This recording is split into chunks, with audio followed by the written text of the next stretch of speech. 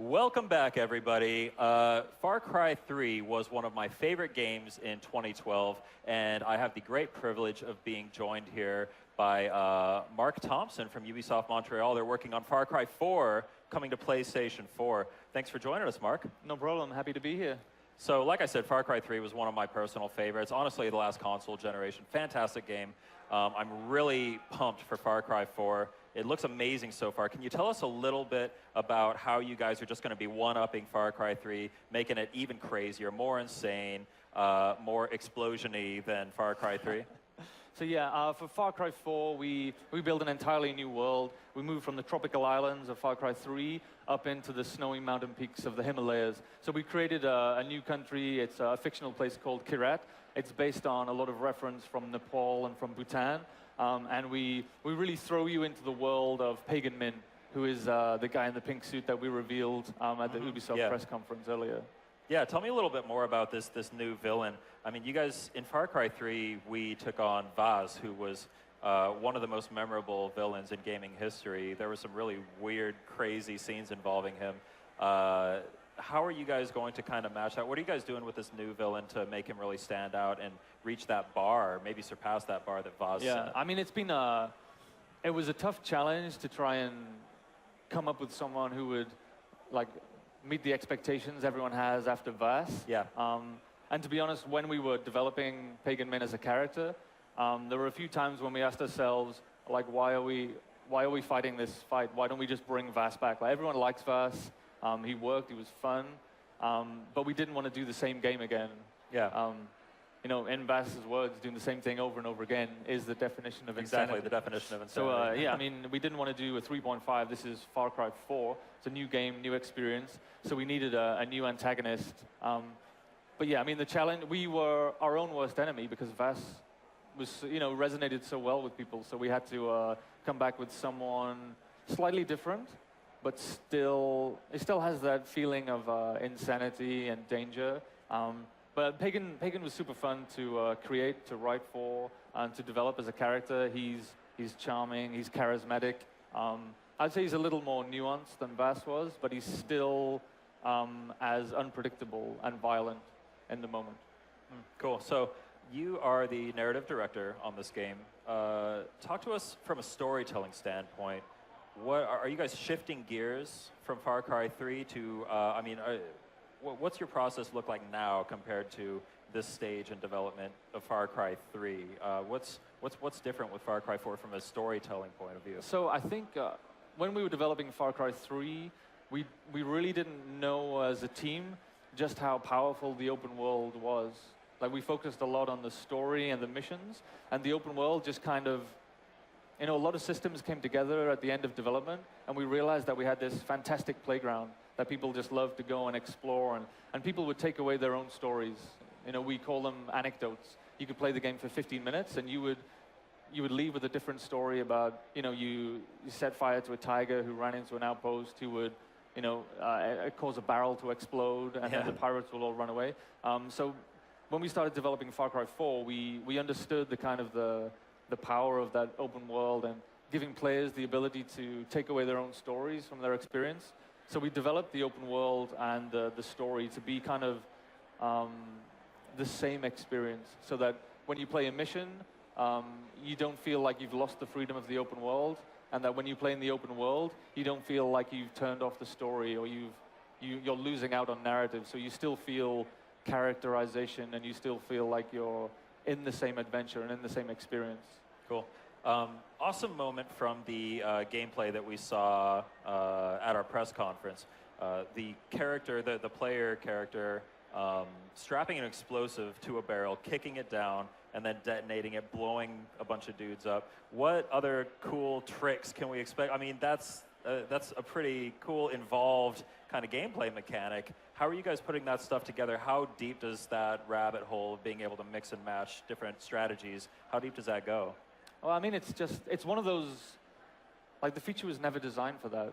It's just like one of those accidents of development. It's like, it's why I love working on games like Far Cry, because we have a bunch of systems and we have an open world, and the systems all kind of mesh and speak with each other. So you end up with all of these like strange, surprising, emergent gameplay situations that, as a developer, you never sit down and plan the moment when somebody can put a C4 on a barrel and then kick that barrel towards an enemy. We developed the kick so we would have a different contextual melee attack instead of just the knife. But then someone thought, oh, if I kick a barrel, I can shoot it and kill an enemy. And then somebody thought, oh, well, if I put an explosive on a barrel and then kick that, it's like a double explosive. So it's just one of those kind of happy accidents of development. So we've been sneaking in lots of small features like that. They can all be combined. I think that's the beauty of the open world gameplay of Far Cry, is that all of these systems can be used and speak to each other, and kind of, we still get surprised when we see people play. People are playing now at the Ubisoft booth, and we say things that we didn't ever expect to have happen. Cool. So it seems like every time I see a clip of Far Cry, be it Far Cry 3, Far Cry 4, I mean, especially Far Cry 4, based on what we've seen so far, there's always something ridiculous happening on the screen. How does that translate to the real game? Is it always going to be just like crazy stuff happening no matter where you look? How are you kind of juggling the ebb and flow of, I guess, energy or intensity of things happening around you to keep players interested? Yeah, I mean, I think what you have to accept as a developer of an open world is that the pacing and kind of the crafting of the moment to moment is really in the hands of the players. You have to kind of give them the ownership of the kind of the pacing of their experience, because we don't know if a player is going to move from mission 1 to mission 2 within 5 minutes, because they could do mission 1 and then go and play 13 outposts, and they could come back to mission 2 3 weeks later, and they've experienced pretty much half of the game before they even do the next mission. So as developers, we have to embrace it. We have to embrace the fact that the pacing of the experience is up to players. So if you're more action-oriented and you just want to bounce from outpost to outpost to outpost and get that XP and get all of the skills, then that's really up to you. It's not up to us as developers to say, no, you can't do that. We just let people do that. But the world is full of opportunities to explore and discover. We have these great mountain peaks that just ask you, they beg the player to go and explore them. And we have new tools like the grappling hook that lets you climb. We have the gyrocopter that lets you fly to get to those high points. And we have hidden temples and monasteries and these hidden locations with treasure. So if you want to take a break from combat and that kind of gameplay, you can go and explore the open world and find some of those secrets.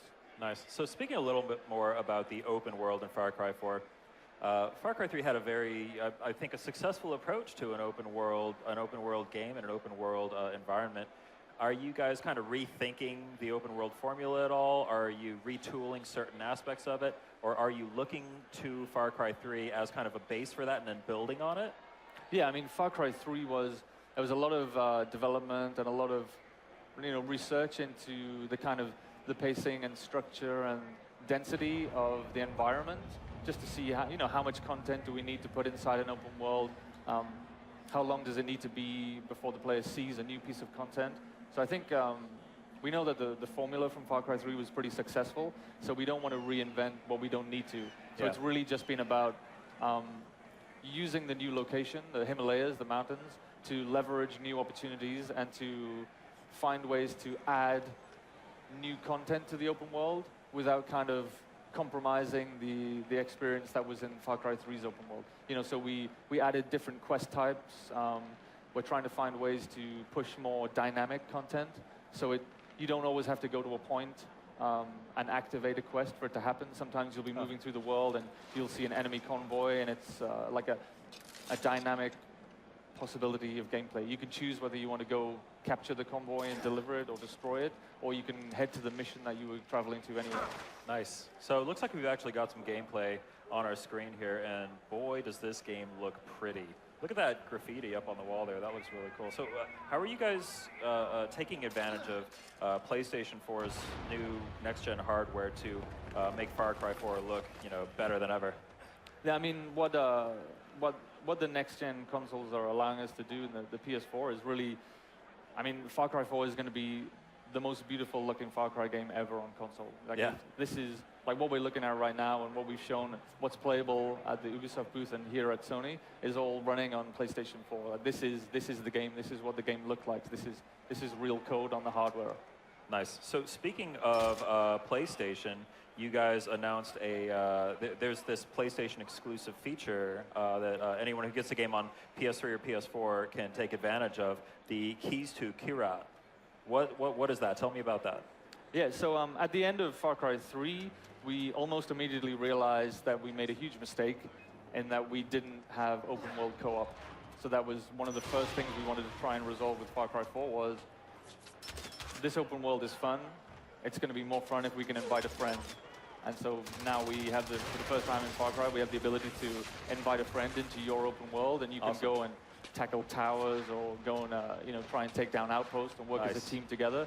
And then, yeah, on PSN, if you play on PlayStation 3 or PlayStation 4, if you own a copy of Far Cry 4, you can send one of the Keys to Kyrat to one of your friends, and they can join you in your open world even without if they even don't have buying the game. That's amazing. That's really cool. That's got to be a first of some sort. That's amazing news. So yeah, I think we're just about out of time here. But is there any closing thoughts? Anything you wanted to make sure we say to all our fans out here before we let you go? No, I look forward to everyone getting lost in the world of Kyrat and the Himalayas and showing us what the systems can do. Nice. When can we play Far Cry 4? Far Cry 4 is going to be available November 18th this year. Fantastic. November can't come soon enough. Thanks, everybody. We've got more great content coming up. Stay tuned.